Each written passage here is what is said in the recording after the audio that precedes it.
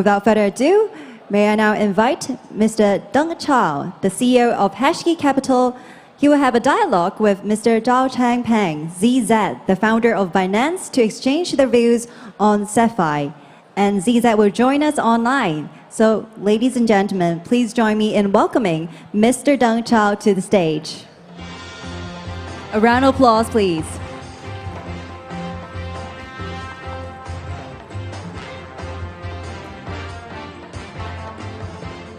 So now I'll pass the floor to Mr. Deng Chao. Over to you now.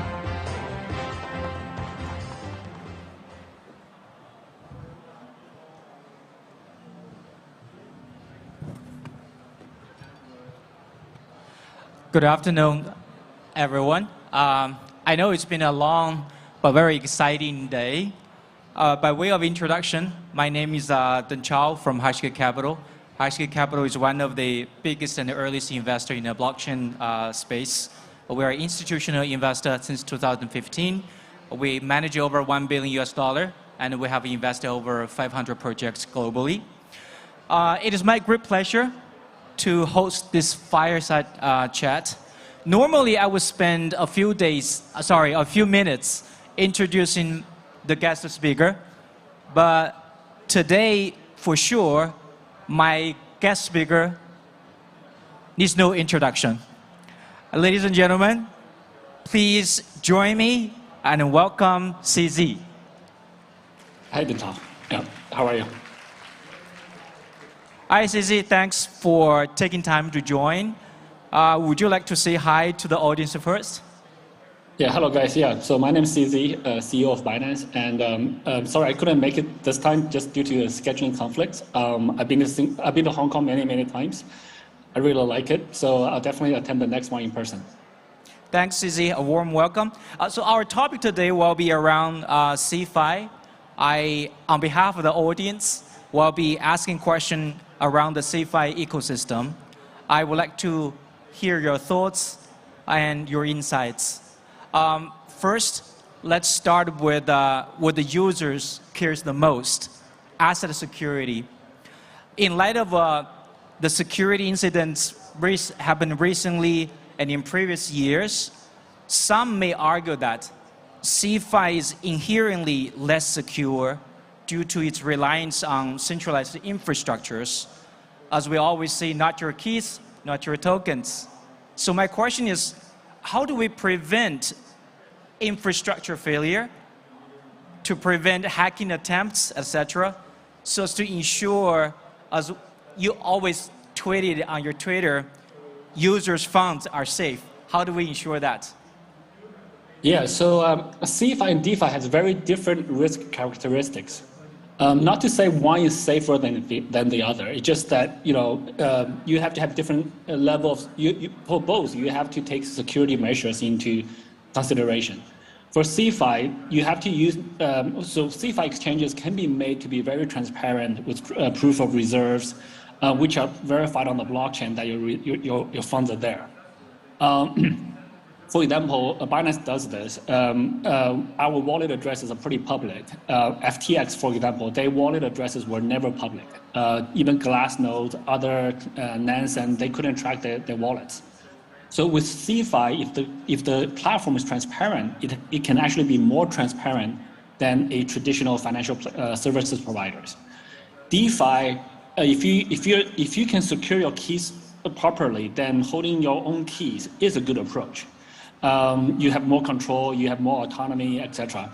But many people today, I would say majority of people today, are not able to hold their keys securely, which basically means securing a 34-character string. If they store it on a laptop, if they use a hardware wallet, they still have to do a backup. They have to secure the backup. So there's quite a lot of stuff involved. They have different risk characteristics. We just got to take that into consideration. I think we shouldn't take a one-sided view saying one is absolutely safer than the other. It's not true. And also, even when you use DeFi, the wallets get hacked. We were just dealing with one yesterday of a Chinese wallet that has leaked user IP and users were losing funds. So yeah, just different. Thanks for the sharing. So my second question is about trust. which is also related to security. After the implosion or collapse of some infamous CeFi platforms, when we look around all the news or headlines, it feels like one of the critical elements for CeFi is trust or the lack of trust. So how can we users be certain they can trust CeFi companies?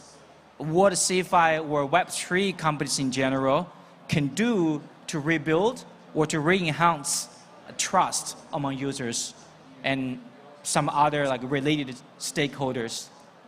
Sure. I think when it comes to trust, there's like at least 3 layers I usually think about. First of all is reliance on technology. We are in a what we call trustless industry where we can use technology to verify. So the technology goes to a certain extent. So if you use Bitcoin or if you use a blockchain, most blockchains, you can verify to a large extent on yourself, whether the funds are there, your own keys, etc.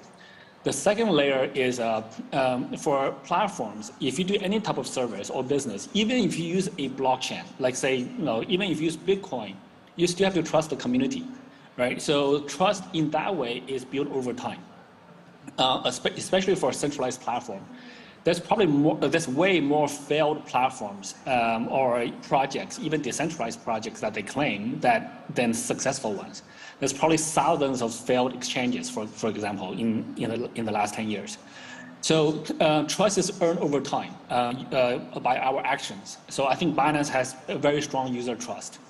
And the third part is really just the self-education, risk management.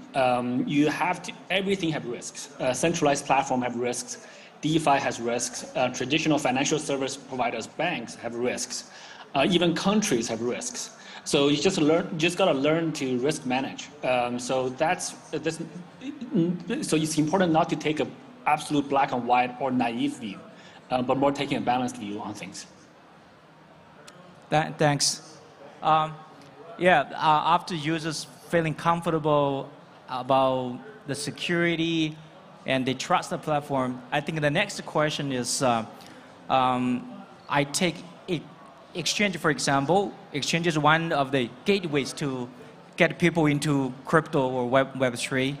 And I think it's fair to say, and I think the audience will agree with me that many people get into the crypto or Web3 space through Binance.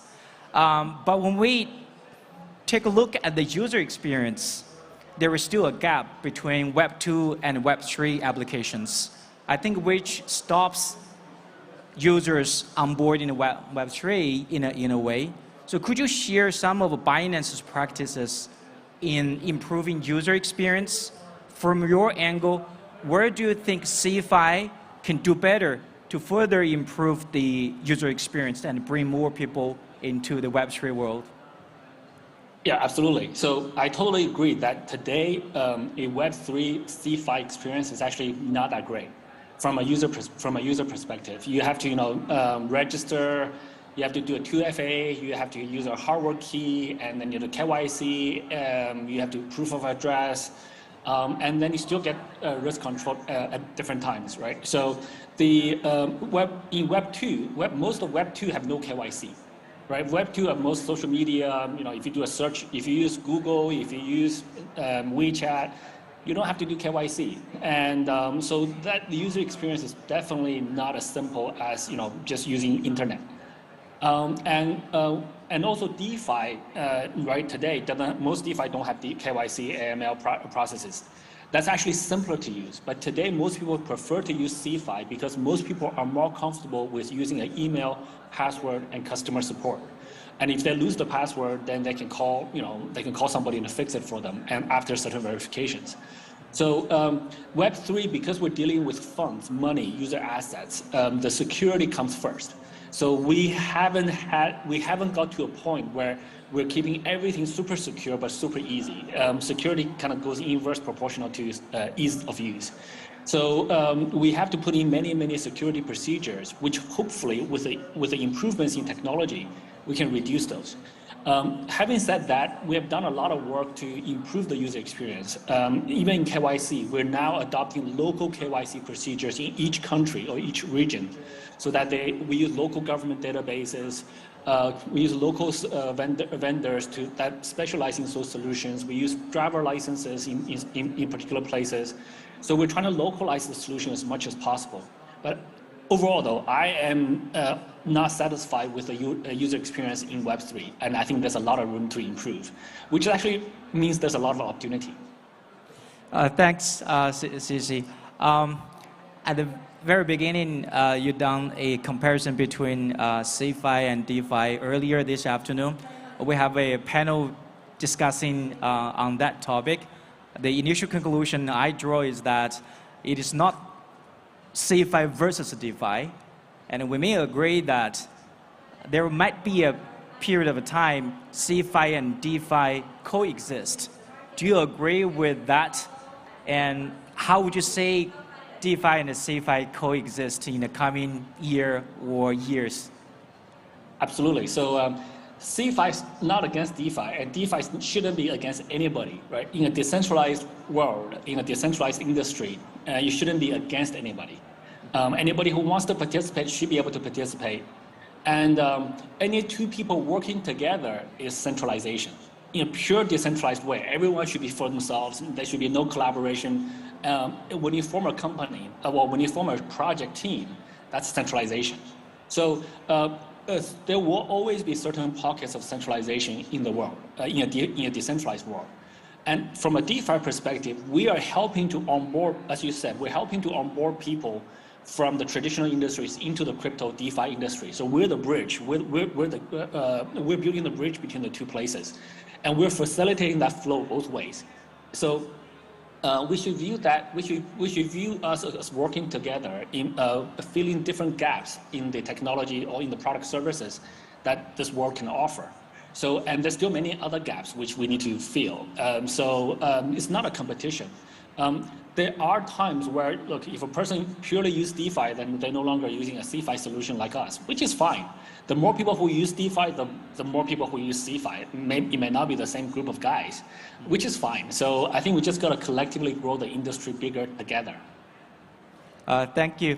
Following on the CeFi and DeFi comparison, I also would like to ask your thoughts on mass adoption, because we've been talking about this for a few cycles. So what would you think would be the trigger of mass adoption for crypto or blockchain technology? And would it be killer app, the application, or tech breakthrough, or even regulation, which I may ask later, or anything else? So in terms of progress, where are we now on the progress?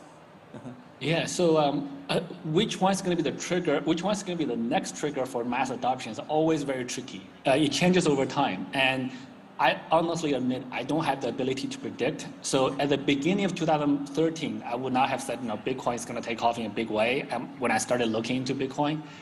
Beginning of 2017, January 2017, I would not have talked about ICOs. I barely knew ICOs from May 2017. But by June, we did our own.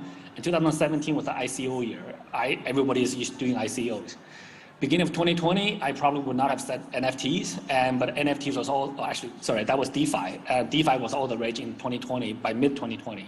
2021 was NFTs. So at the beginning of those years, I would not be able to say that, and they all happened. So I think it's important that we provide a ecosystem for people to try different things, and different things may take off at different times. Today, if you were to ask me to say something today, I would say the fact that many governments are really trying to control crypto may actually be the trigger to make crypto grow, because they're trying to control by shutting down banks, shutting down fiat access, putting more restrictions in the traditional financial markets, which actually pushes more people into crypto, which is doing the reverse of what they want to do. The best way to keep people in traditional markets is to lower the fees, make the transactions easier, and make the user experience better.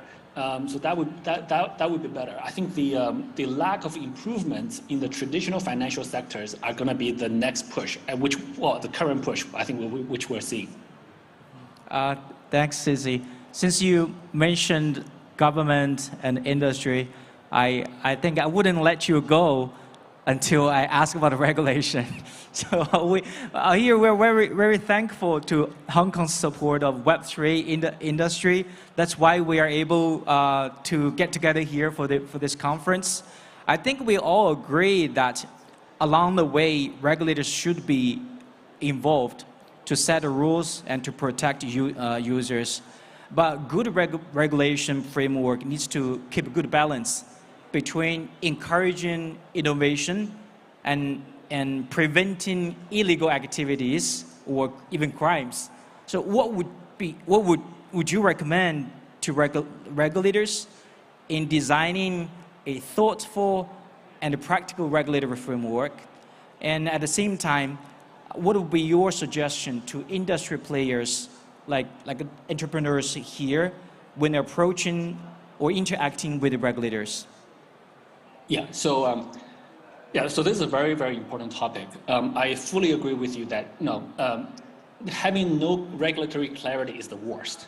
So having bad restrictive regulations are better than that. It's not great, but at least you know what to do.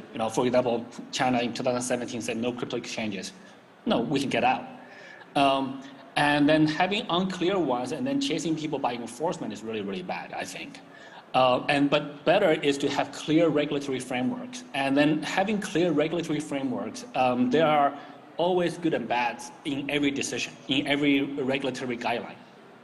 There are definitely considerations. So it's how do we navigate to the most optimum balance? And that balance may change over time. So usually when an industry is nascent, it's better to let the industry grow somewhat because we cannot predict, as we said, we cannot predict exactly what's going to be popular or not. Before NFTs are popular, there's no sense making regulations for NFTs. Or there may be something else in the future that we don't know what will be popular or not. Today, we can't make regulations for that. We need to let the industry grow a bit. Once the industry is growing and is there are always nefarious players, scammers, etc. So we need to find ways to, how do we limit those guys? How do we prevent people from hurting other people? And then we want to put regulations in play. There's also a very natural tendency to borrow from traditional financial industry to just apply everything to crypto. Crypto is different from banks. Crypto is different from traditional financial industries. Even like simple questions like how do we classify crypto assets? There's many different types of crypto assets. Some may look like securities, some may look like commodities, some may look like utility tokens, some may be something very different. And some may have a combination of those characteristics. So it's very important for the regulators to have a deep understanding of the industry. And I can say, without offending anybody, I think that today most regulators don't have industry experience. If you look at the banking sector, many regulators have worked in banks. But today, most regulators have not worked in a crypto company before. So it's really important to engage in this conversation. So the conferences like this is extremely important. And then on the crypto industry player side, like us, we need to very actively engage with regulators. We can't just say, hey, look, this is decentralized. We're nowhere. So we're actively engaged with governments, regulators all around the world. Many of them are very receptive. Some of them are still skeptical, and that's fine, but we need to engage. We need to have dialogues. We need to have conversations. And we also need to have patience. The first drafts of regulations are likely going to be overly restrictive because from today, very little regulatory framework to having something, it's usually going to be overly restrictive. And then we got to adjust over time and find the optimum balance. So I think that's kind of my view. And we are very openly engaged with regulators all around the world. And we would love to explore more and do more in Hong Kong. Thank you, CeFi. Lastly, I would like to hear, looking ahead into the next year or two, what parts or areas of the Web3 world will get you excited? I think there's many different parts. I think I focus more on the fundamental applications of it, less so on the what I call experiments or the early innovations. So that's kind of my personality anyway. So once something is proven to be working, I like to figure out how to make it become available to hundreds of millions of people, hopefully billions of people. So I think there's many experiments of which are very fascinating. NFTs in Bitcoin and other newer, faster blockchains, payment service, payments in using crypto. But fundamentally, I think we still got to crack the wallet problem. So today, the wallets are not easy enough for people to hold their crypto securely. I think that's the biggest blocker for this for crypto adoption. So yeah, so there's many different things, but for Binance, we are more of a platform provider to have giving people access to crypto, and also giving projects to the access to the crypto ecosystem and crypto users. So that's kind of our view. There's many things that I'm very excited about, to be honest. Thanks. There's a lot we will look forward to. I think in light of time, that brings us to the end of this discussion. Thanks again to CZ for your candid and insightful sharing.